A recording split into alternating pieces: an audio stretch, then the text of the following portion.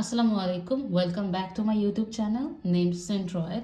আমরা এএস এবং এ ডিটারমাইন করার একটা ক্যালকুলেটর ট্রিক্স শিখেছি। আমরা এখন আরেকটা ট্রিক শিখব, যেটা হচ্ছে আমরা ক্যালকুলেটর ইউজ করি কিভাবে এএস এবং এ ডিটারমাইন করতে পারি। তো আমাদের এএস এর মেইন ফর্মুলাটা কি সেটা যদি একবার দেখি। AS equals to mu by phi F Y D minus A by two, আর a equals to as fy divided by 0.85 fc prime b। তো এই দুইটা ফর্মুলাকে কম্বাইন করে যদি আমরা একটা ইকুয়েশনে লিখতে চাই, সেটা কি আসবে? as এর জায়গায় as থাকবে, mu phi fy d, এতটুকু তো সেম, এখানে কোনো ঝামেলা নাই। আমাদের আননোন হচ্ছে এর ফর্মুলাটাই কি? এই পোর্শনটুকু। তো এটাকে আমরা এখানে ইনসার্ট করলাম। তো এখানে কি হলো, এর জায়গায় বসলো as fy by 0.85 fc prime B, ঠিক আছে? আর এখানে কি এই 2 ছিল, এই 2টা আমরা এখানে নিয়ে নিলাম।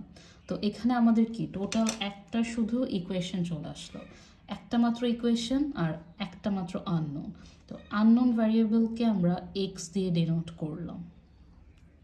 এটা যদি এক্স দিয়ে ডিনোট করি, বাকি সব ভ্যালু তো আমার কাছে নন। এমইউ হচ্ছে 5.9, বি হচ্ছে 1 ফিট বা 12 ইঞ্চ, ডি হচ্ছে 6 ইঞ্চ 5.9, এফআই হচ্ছে 50, এফসি প্রাইম হচ্ছে 4 কেএসআই। তো আমরা এটা ক্যালকুলেটর এভাবে ইনসার্ট করব যে এস এর জায়গায় লিখব এক্স, আর বাকি সবগুলো সেম থাকবে। আর ইকুয়ালের জায়গায় ইকুয়াল প্রেস করব। এই ইকুয়ালটা না, আমাদের ক্যালকের উপরে যে একটা কি বলে পিঙ্ক কালারের যে ইকুয়ালটা আছে, এই সাইনটা ইউজ করব। সো ফার্স্টে হচ্ছে এস, এটার জায়গায় আমরা কি লিখবো? এক্স, যেটা আমাদের variable. So alpha right bracket, যেটার উপরে আমাদের এক্স আছে, ইকুয়াল এমইউ হচ্ছে 5.9 ডিভাইডেড বাই ফাই হচ্ছে 0.9, এফ ওয়াই হচ্ছে 60 ইন্টু ডি হচ্ছে 6 মাইনাস এস কি আবার আমাদের সেই ভ্যারিয়েবলটা। তো আমরা এখানে কি নিব? আলফা রাইট ব্র্যাকেট, তো আমরা এক্স নিয়ে নিলাম, ইন্টু এফ ওয়াই হচ্ছে 60 ডিভাইডেড বাই 0.85, এফসি প্রাইম হচ্ছে 4, বি হচ্ছে 12, আর এই 2।